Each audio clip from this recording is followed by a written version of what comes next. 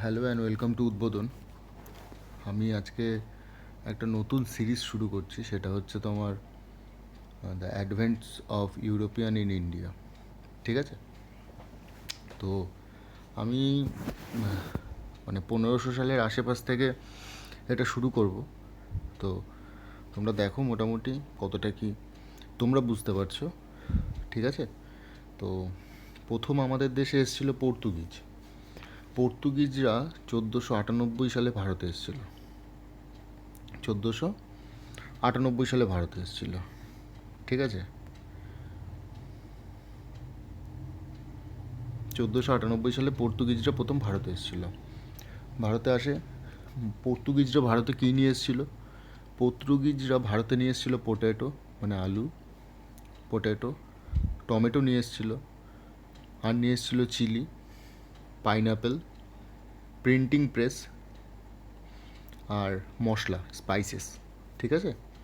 তো এইগুলো মোটামুটি নিয়ে এসেছিল 1498 সালে। কারা নিয়ে এসেছিল? পর্তুগিজরা। পর্তুগিজ।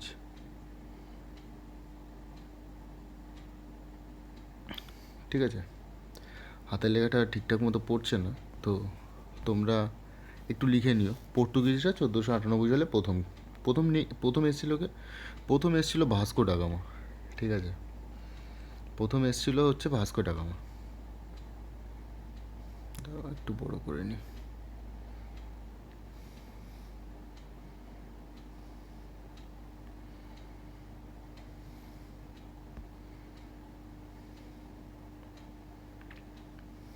Vasco da Gama.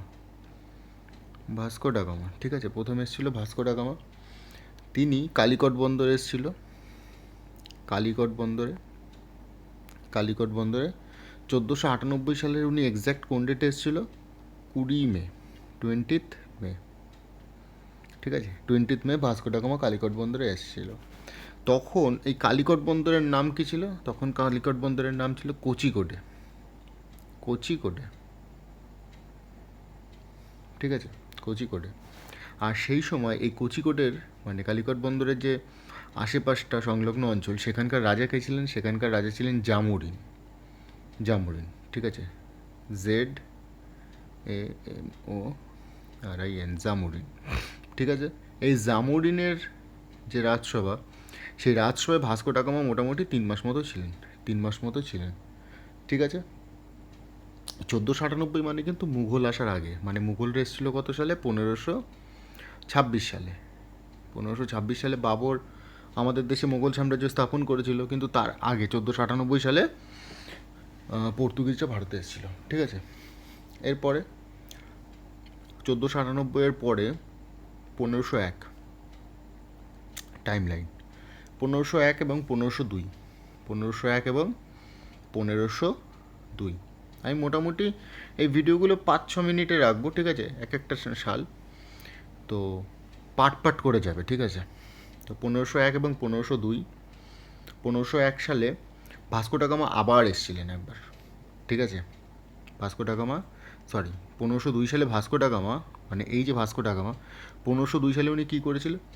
উনি করেছিল একটা কারখানা স্থাপন। ঠিক আছে? Factory establishment. ফ্যাক্টরি এস্টাবলিশমেন্ট করেছিল। ঠিক আছে? এই ফ্যাক্টরি এস্টাবলিশমেন্ট করেছিল এবং ইউরোপিয়ানদের যে সেটেলমেন্ট ভারতে, সেটা হয়েছিল কত সালে? 1503 সালে। 1503 সালে। ঠিক আছে? কোথায় হয়েছিল? কোচিনে। কোচিন।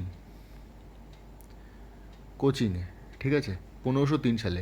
এই প্রশ্নটা কিন্তু আসে বারবার করে, যে first European settlement in India. In India কত সালে? তাহলে 1503 সালে। কোথায়?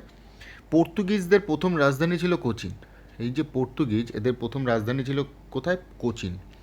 তারপরে 1530 খ্রিস্টাব্দে পর্তুগিজদের রাজধানী হয় গোয়া।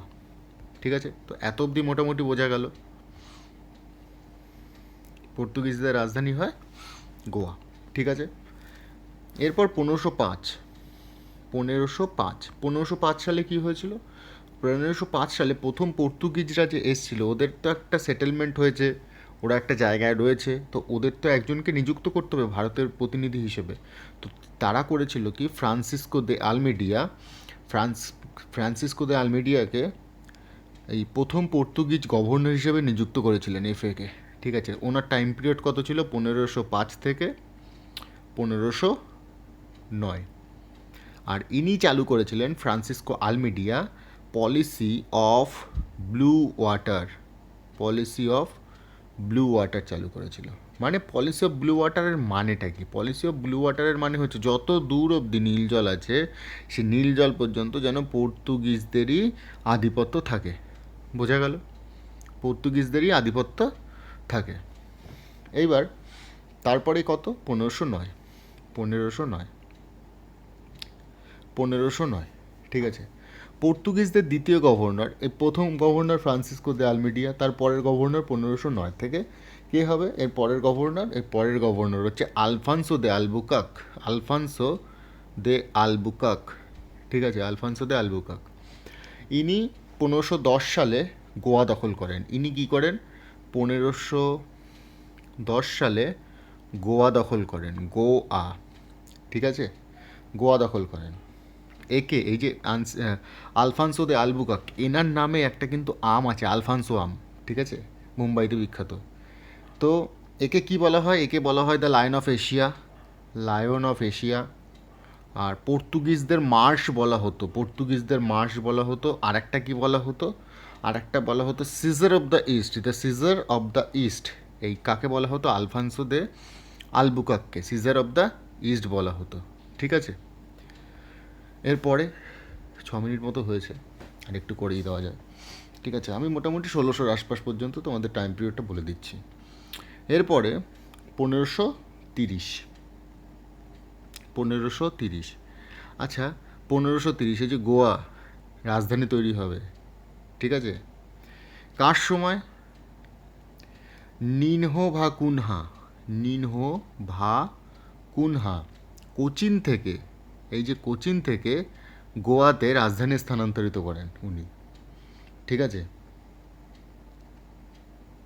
আর কি করেন? 1534 সালে এই নিনোভাকুনা কি করেন?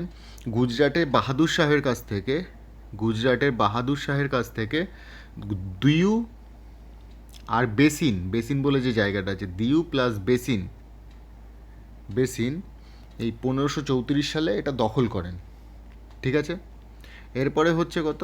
1542, 1542 সালে কী হয়েছিল? মার্টিন আলফানসো দে সুজা গভর্নর হয়েছিল। মার্টিন আলফানসো দে সুজা গভর্নর হয়েছিল, ঠিক আছে, বোঝা গেল এত অবধি? এরপরে 1612, এরপর 1612, 1612তে কী হয়েছিল? 1612তে দুটো যুদ্ধ হয়েছিল। একটা হচ্ছে ব্যাটেল অফ সৌলি, আর একটা হয়েছিল ব্যাটেল অফ সুরাট।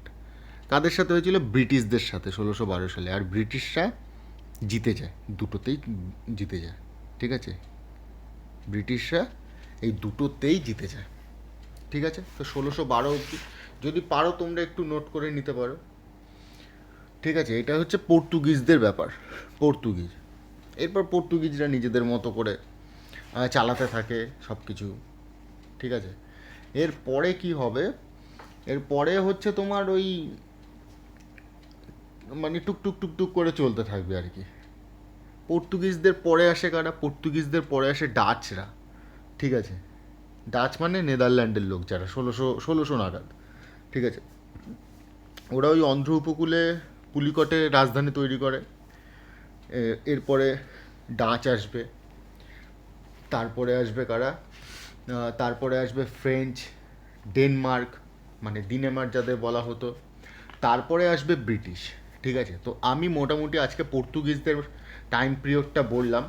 এরপরে আমি বাদবাকিগুলো আস্তে আস্তে করে শুরু করব, মানে কি আস্তে আস্তে করে তোমাদের এটা ওই কন্টিনিউ করার চেষ্টা করব, ঠিক আছে, এই সিরিজটা, মানে মডার্ন ইন্ডিয়ান হিস্ট্রির দিকে। তো আরেকটা জিনিস তোমাদের বলে দিই, এইটা পরীক্ষায় খুব আসে, সেটা হচ্ছে পরবর্তীকালে তো আমরা পড়বই। পর্তুগিজ 1498 সালে ভারতে এসেছিল, ঠিক আছে। রাজধানী কোথায় ওদের? কালিকটে। কালিকটে। এরপরে এসেছিল কারা? ডাচরা, যেটা বললাম তোমাদের 1595 বা 1600, 1595 বা 1600। রাজধানী কোথায়? পুলিকটে। তারপরে আসবে ইংলিশ। ইংলিশ তারা 1608 সালে ভারতে এসেছিল, 1608। এদের রাজধানী কোথায়? সুরাট। এই সুরাটের এই রাজধানীটা নিয়ে অনেক গল্প আছে, ঠিক আছে। এদের রাজধানী কিন্তু সুরাট হতো না, প্রথমে হতো মুসুলিপত্ত নামে। যাই হোক, আমি এই গল্পগুলো পরে বলবো। তারপরে এসেছিল কি? ডেনমার্ক। ডেনমার্ক 1620 সালে। এদের রাজধানী কোথায়? ত্রিবাঙ্কুর। তারপরে এসেছিল ফ্রেঞ্চ বা ফরাসি। ফরাসিরা এসেছিল 1668 সালে। এদের রাজধানী কোথায়? সুরাট। এদের রাজধানীও সুরাট। কিন্তু একটা বিষয়, সেটা হচ্ছে ব্রিটিশরা east India company, British east India company, British east India company প্রথম চালু করেছিল 1600 সালে। দেখো, মানে সবার মোটামুটি এদের সাথেই পর্তুগিজদেরও প্রায় 100 বছর পরে তারা এসছে, ঠিক আছে, 100 বছরেরও বেশি। কিন্তু প্রথম ইস্ট ইন্ডিয়া কোম্পানি ওরা চালু করে দিয়েছে, ভাবো, ইংলিশরা। তারপরে ডাচরা, ডাচ ইস্ট ইন্ডিয়া কোম্পানি চালু হয়েছিল। ডাচ ইস্ট ইন্ডিয়া কোম্পানি চালু হয়েছিল 1602-এ, ঠিক আছে। তারপরে হচ্ছে ডেনিস বা ডেনমার্ক, এদের ইস্ট ইন্ডিয়া কোম্পানি 1616। তারপরে হচ্ছে ফ্রেঞ্চ 1668-তে এসেছিল, কিন্তু তার আগে ওদের ইস্ট ইন্ডিয়া কোম্পানি চালু হয়ে গেছিলো 1664 সালে সেই দেশে। আর পর্তুগিজ যারা একদম প্রথমে এসেছিল, তাদের ইস্ট ইন্ডিয়া কোম্পানি চালু হয়েছিল 1628-এ, ঠিক আছে। বোঝা গেল? এই হচ্ছে, এইটা মোটামুটি জেনে রাখলে, মানে এই যে ক্যাপিটালটা জানলে, কত সালে এসেছিলো এটা জানলে, তাহলে কি হবে, এই প্রশ্নগুলো কিভাবে আসবে। ধরে নাও এরকম আসলো, মানে কীরকম আসলো না, এরকম আসলো যে, আচ্ছা ভাই বলো তো, পর্তুগিজ সরি, এটাও তো পুরো মুছেই গেল, যাই হোক, আচ্ছা ভাই বলো তো, পর্তুগিজ যারা আছে তাদের ইস্ট ইন্ডিয়া কোম্পানি কত সালে চালু হয়েছিল, এরকম মেলাতে দিল, ঠিক আছে। বা এরকম ক্রোনোলজিক্যালি সাজাতে দিল, যে আগে বলো কারা এসেছিলো, পর্তুগিজরা না ফ্রেঞ্চরা না ডেনমার্ক না ইস্ট ইন্ডিয়া কোম্পানিরা। তো আশা করছি ভিডিওটা তোমাদের ভালো লেগেছে। যদি ভিডিওটা ভালো লাগে অবশ্যই বন্ধুদের সাথে শেয়ার করো, আর চ্যানেলটাকে একটু সাবস্ক্রাইব করে সাপোর্ট করো, ঠিক আছে। তো প্রিপারেশান নাও সবাই ঠিকঠাক মতো, সামনে অনেক পরীক্ষা আছে, আমিও চেষ্টা করবো একটু ভিডিও বানানোর। তো আশা করছি তোমরা পাশে থাকবে। আজকের মতো এখানেই শেষ করছি।